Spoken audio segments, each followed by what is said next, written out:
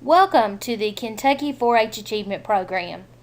This is a great 4-H program in which Kentucky honors 4-Hers for their participation, their leadership, and their involvement in their Kentucky 4-H career.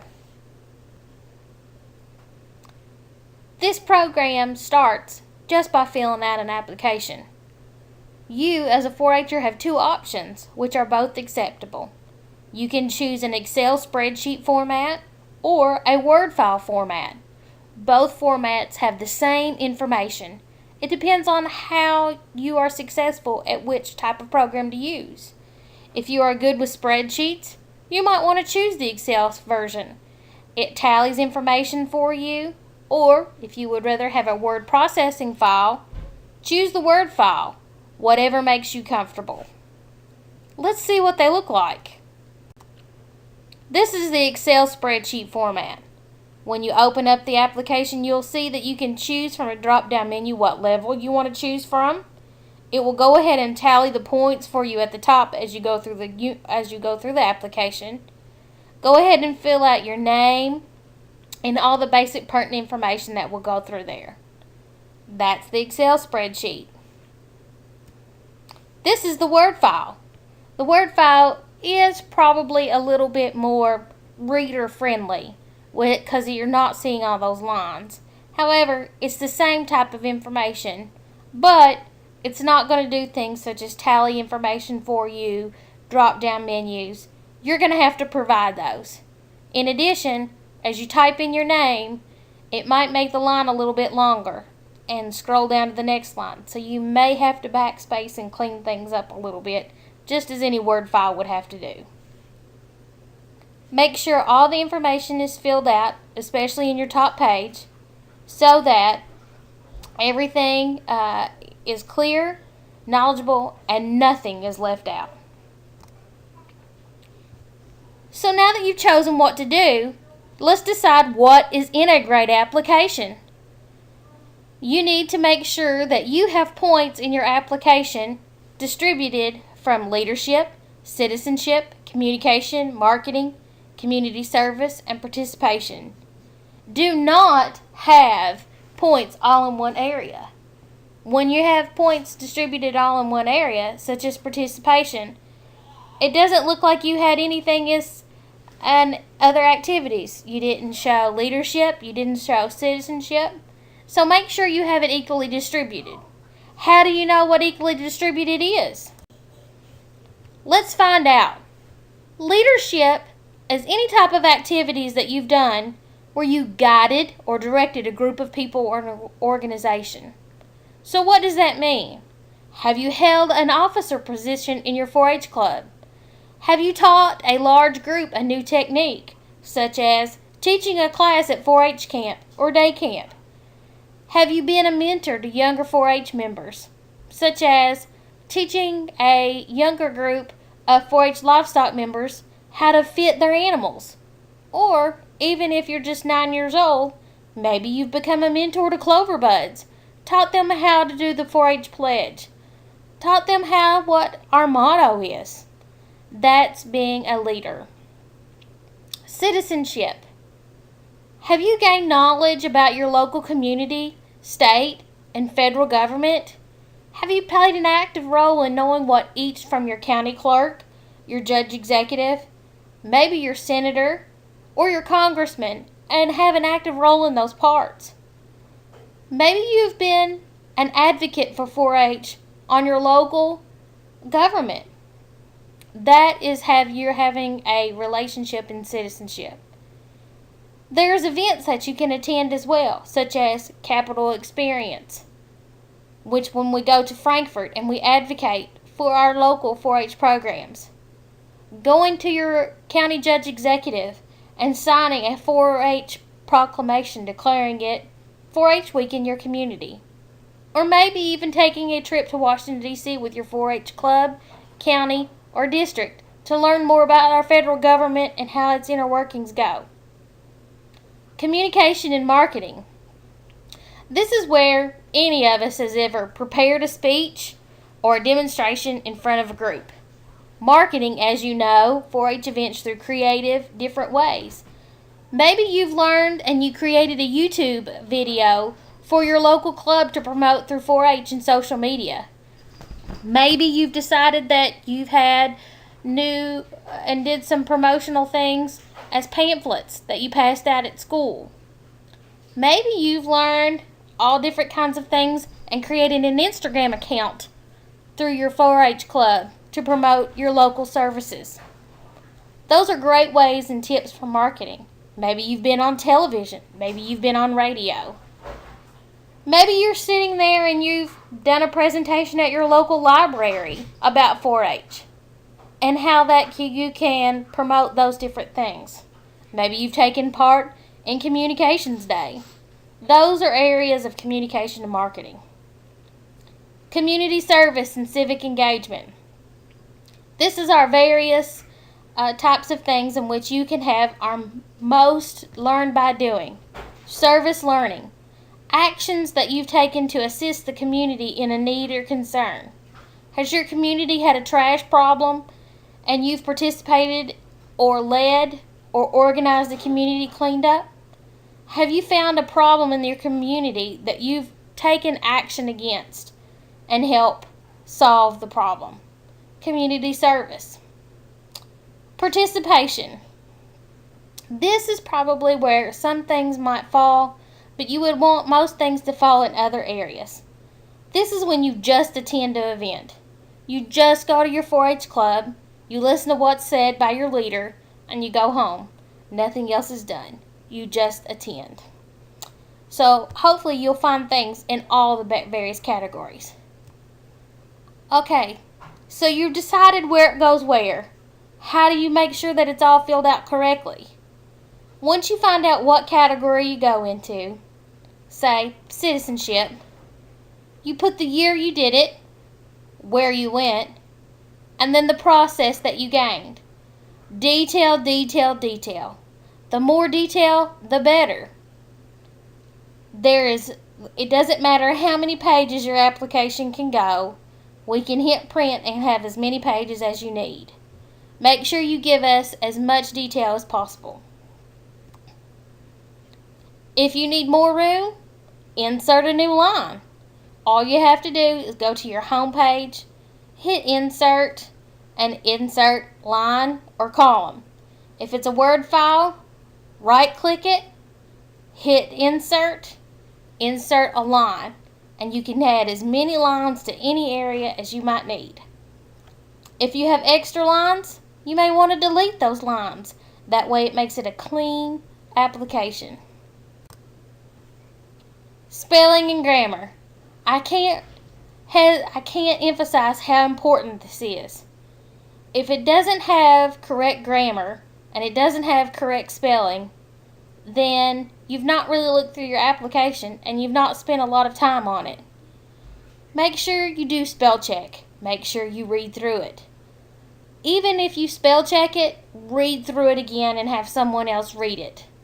And it could be meant as an is, and it didn't even catch it through spelling or grammar check. So again, check, check, and double check again. Has been received the first time, it's always a little bit difficult to add it year after year. So, the first time is pretty difficult to fill out the application, but if you save your file application electronically, then those activities that you did the year before don't seem so difficult anymore. Then, you just add lines and don't repeat any activities. What I mean by that is only count it once in one area. If you were a leader in teaching 4-H shooting sports to younger youth, only count it under leadership. Don't count that event again under participation.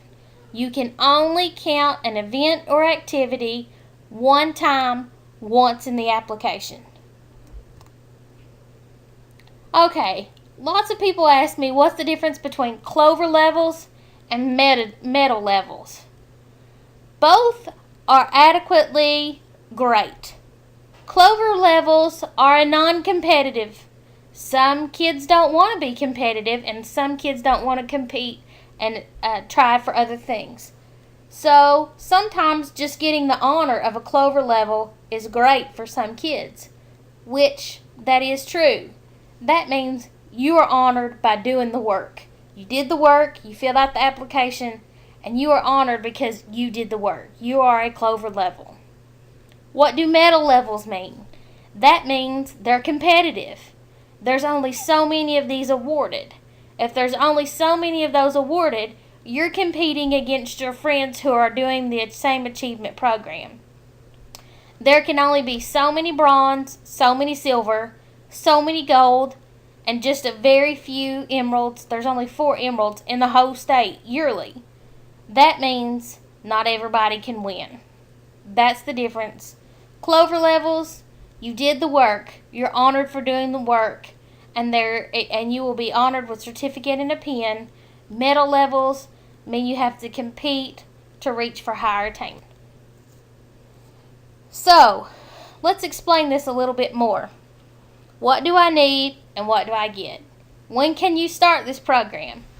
You can start filling this application out when you're in 4th grade, but when do you send it in to the state level? Grade level, you must be in 6th grade of the current year to fill out an application. Once you fill that out, you need a total of 25 points total in your application. If you get that, then you will receive a certificate at Teen Summit for those awards. So, just by explaining that, you need to reach this. You need to reach the grade level before you can even get anywhere else, okay? So, you need to be a minimum of 6th grade, 25 points to receive level 1. The next level would be Clover level 2. You have to earn another 25 points from the year before to receive a certificate at Teen Summit again. So you must be in grade level 7 of the current year, have 50 additional points from the previous year to receive a certificate at Teen Summit. The next one is you must be in the 8th grade a minimum to receive Clover level 3. You have to get 50 more points to receive a total combined of 100 points of the year before so that you can reach Clover level 3.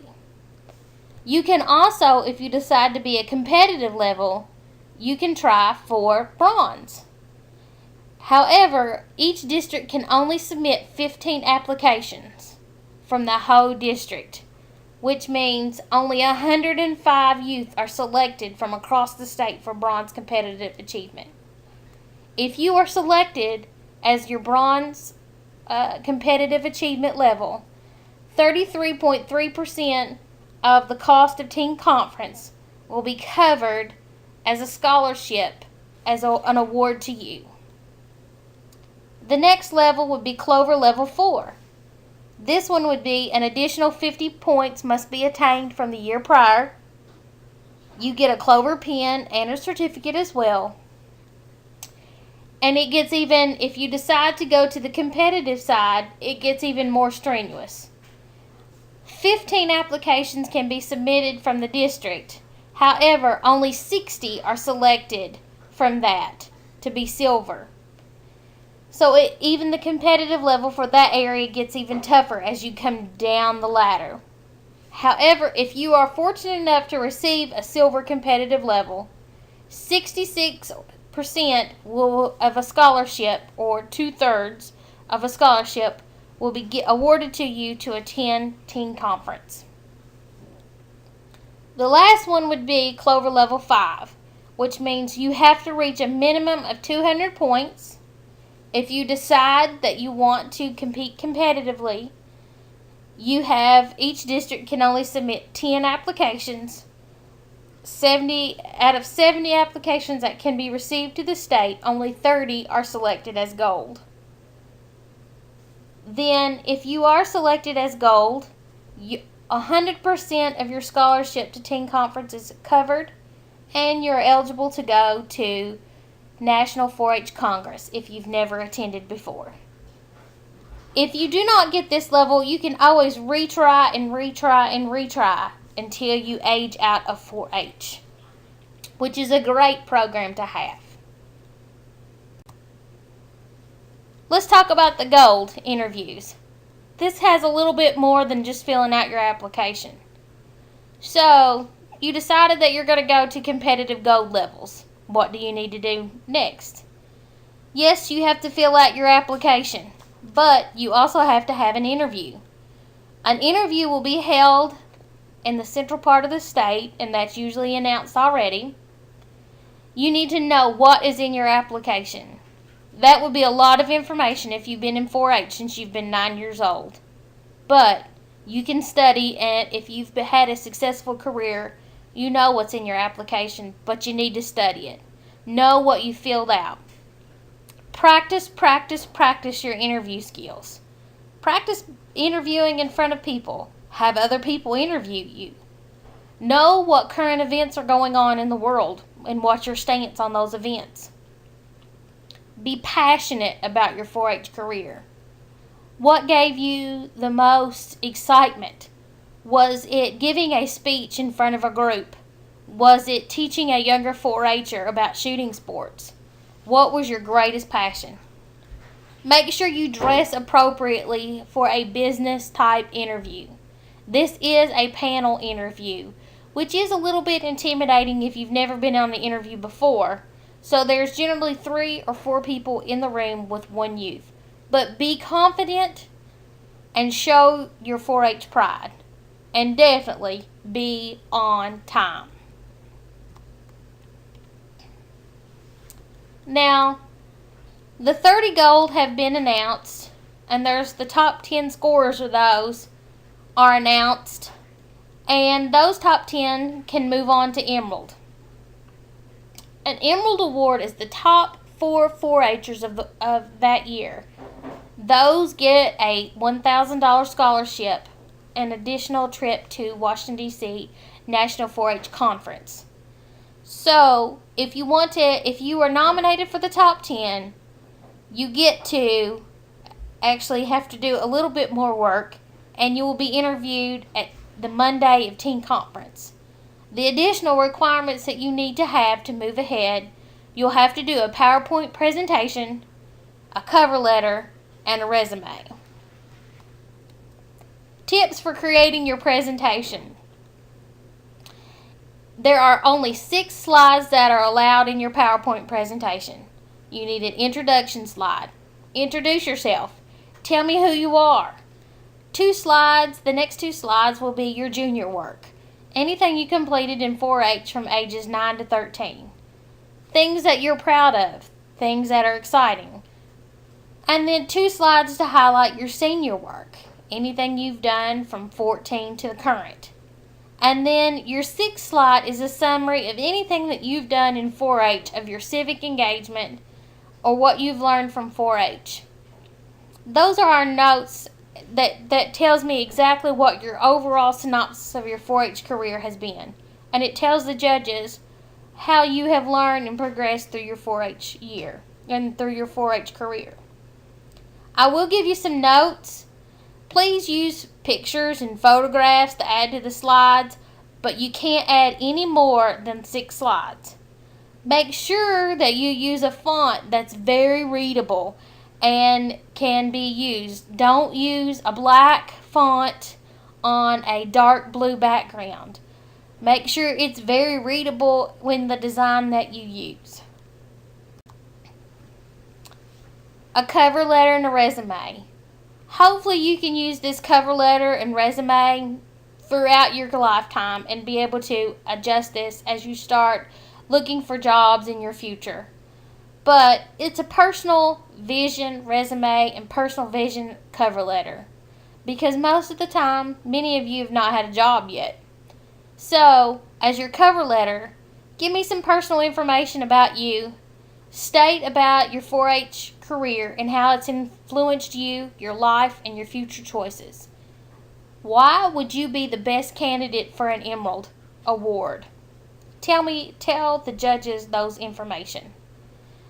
Your personal vision resume should be on standard 8.5 by 11 paper. Don't make it any additional size. Make sure it's a 12-point font so that it's readable. Only use Times New Roman or Arial. Don't try to use some other script or other font that's really hard to read. Don't use any photographs or project pictures in your resume. This is professional. Only make it 3 pages and one side only. If you need help, if you're on Microsoft Word, it has a great resource for resume templates that you can use.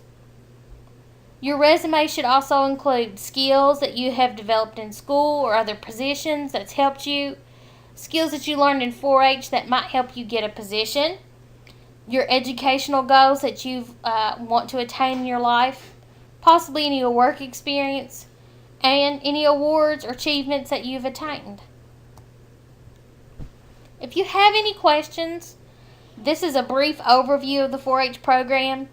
Please contact myself, Kimberly Leger, at 212 Scoville Hall in Lexington at the State 4-H office. Please feel free to contact me via phone 859-257-7179 or email me at your leisure, kladams@uky.edu. Thank you for your time and have a great day.